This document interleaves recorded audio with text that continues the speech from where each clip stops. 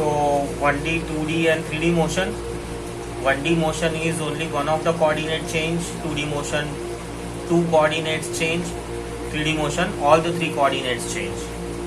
So example of a 1D motion is person walking on a footpath, just walking from shop 1 to the shop 2.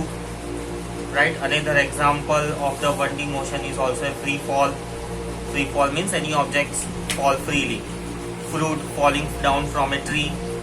Right. Object you throw or just drop from the height. So that is a free fall. It's always example of a one-dimensional motion. Even the small distance that we travel from between 2 points is an example of one-dimensional motion. Only one coordinate changes. Whereas the two-dimensional motion example is a car on the road. Right? We use two coordinates. This is the x coordinate and this is the y coordinate. So x and y coordinates we use. Let's say here is the home. The coordinates are represented by again x and y. We'll need x as well as y coordinate. Then he comes to the office. So let us say this is the path he takes. So every point on this path needs x and y, both the coordinates for its reference. Hence it is called as 2D. Example of a 3D motion is bird in the sky, aeroplane. Right? So let's discuss the motion of aeroplane. So aeroplane, when it runs on the runway, it is a one-dimensional motion. Just the plane runs straight.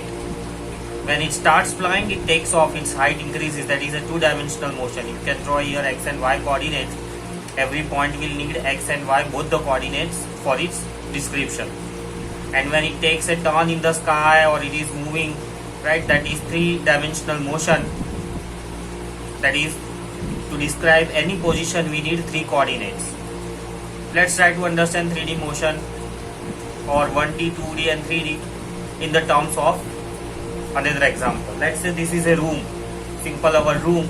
So in this room, this one of the corner is origin, 0, 0, 0, origin. One of the edge is x-axis, another edge is z-axis and the one more edge y-axis. There are no restrictions, you can take any one x, y and z. So let's say you jump on the floor up and down. So you are jumping on the floor up and down. This is an example of the 1D motion. You jump up and down. Let's say you just move straight and come back. So this is again example of 1D motion. You play in the room. You walk in the room. That will become example of a 2D motion in the room. And let's say you throw something from one of the corner. So again, to describe the position or to describe its coordinates, will need all the three coordinates. So that's the 3D motion. So all 1D, 2D and 3D, they can be also studied with respect to this room.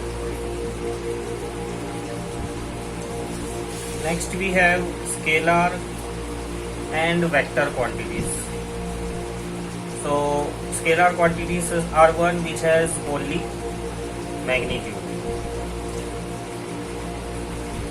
and vector quantities are one which has magnitude as well as direction. Example of these scalar quantities are distance, correspondingly vector quantities. Scalar quantity is distance and corresponding vector quantity is displacement. Let's see the difference between them. When we say that person has moved from A to B and again from B to A, this one simple example we are taking to understand scalar and vector quantities. So let's say person has moved from A to B, right? Let's say distance is 5 meters and then he is moving from B to A again. What is the distance traveled? Distance is 10 meters. Displacement, it has magnitude as well as direction. So when we say person has moved from A to B, right? So here the distance traveled in the right direction is taken as positive. Distance traveled in left direction is taken as negative. Now see here, this thing direction shows that displacement is a vector quantity. So taking a right side motion or the motion is taking in right direction, we take it as positive, and if the motion is taking in left direction, we take it as negative. So again, considering the same question that a person is moving from A to B and again from B to A. What is this displacement? Displacement is denoted by letter S. So displacement value from A to B, it is direction is positive, so we write down 5, but from B to A, negative, so minus 5. Ultimately displacement becomes 0. So that is what the difference is between scalars and vector. Here we are considered only with the magnitude 5 meter, 5 meter. Here we are concerned with magnitude as well as direction. 5 meter gone, 5 meter returned back. So ultimately at the same position. So displacement is 0. Definition wise, if we see between the distance and displacement, distance is defined as total length of path, whereas displacement you define as shortest path. Let us take one more example to understand distance and displacement. So another example if I take, that is motion in circle. So let us say a boy is running in a circular path. He starts his motion from A, right, and ends his motion on B. From A to B he is going. So what is the distance? Distance will be circumference, right, this distance. So that will be half of the circumference. So that is, let us say radius is 7 centimeter. The radius of this circle is 7 meters. So it will be 22 by 7 into 2 gets cancelled. Radius is 7 meter. So distance is 22 meters.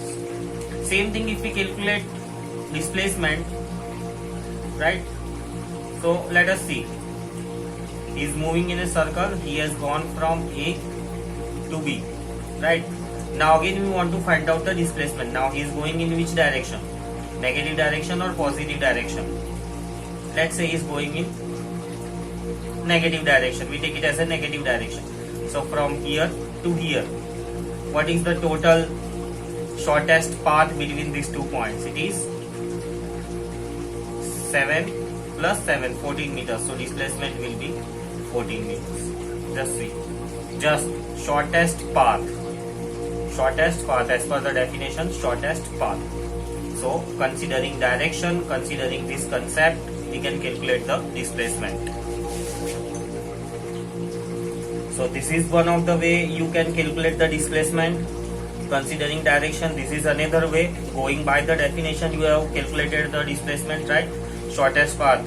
The person has moved from A to B, but the shortest path is this. So this length is 7 meters plus 7 meters, so total 14 meters. Similarly, if we take the complete circle, this is in semicircle. So if we take a motion in complete circle, then what will happen? Distance will be exactly 2 pi r, that is 2 into 22 by 7 into 7, so 44 meters. But displacement will be 0. As the person moves in a complete circle, right, this was the starting point. Again he moved in a complete circle, reached back to the same point. He's coming back to the same point. So ultimately initial and final positions are same, hence displacement is 0. We have one more formula for the displacement, that is final position minus initial position. Now here calculation of the distance, you have been doing it in the lower class, but how the displacement is calculated? So see here, directions have been used, concept has been used. Again here some formula, final position minus initial position, can be used.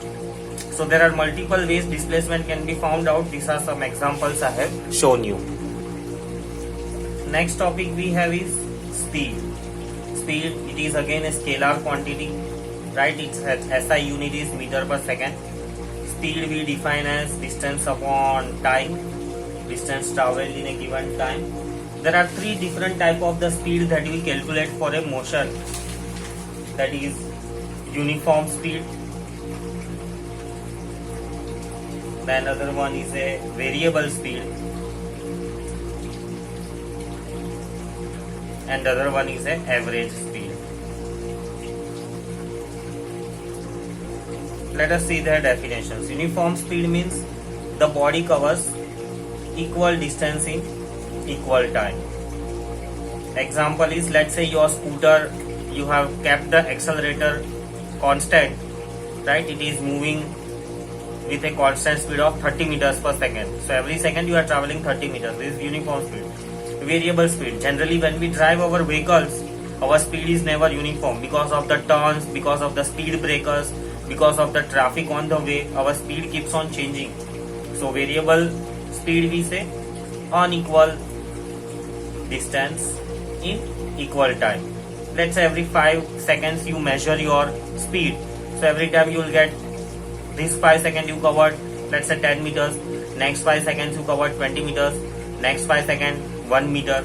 So variable speed. Here about uniform speed, in 5 seconds if you have covered 1 second you are covering 30 meters. So in 5 seconds definitely you will cover 150 meters.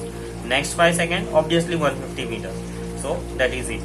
Average speed. Now this is the case. Average speed we calculate for the cases in which the distances are very large. Or also you can say when it is journey is long, very long enough. Let's say you are traveling from India to Sri Lanka. So this journey is very long, may take days, right? 15-20 days, maybe you are going by road. So in this one you travel this journey in parts. You take breaks after every 1 day or maybe after some intervals, right? So when such journey is traveled in parts, average speed is calculated. To reach India to Sri Lanka, the average speed will be total distance upon total time. So speed, we have 3 types of speed which we calculate. When we do numericals, you will understand when do we calculate speed, variable speed and average speed. For any given motion, you should be very clearly able to identify whether uniform speed should be calculated, variable should be calculated or average speed should be calculated. It depends upon your concerns. Let's say if I say a footballer is on the ground, then what speed you will calculate?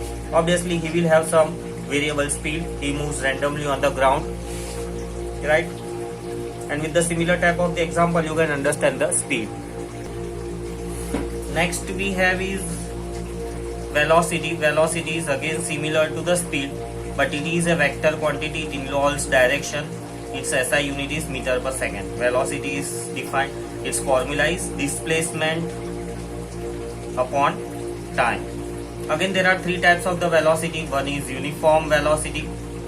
Uniform velocity, again the definition remains same. Equal displacement in equal time. The explanation is again same. Variable velocity, that is unequal displacement in equal time. And the last one is average velocity. This is again for the case when the distance is very large, we can say, right? So that will be total displacement upon total time. If you have any doubts, you can comment, and if you like the teaching, please subscribe.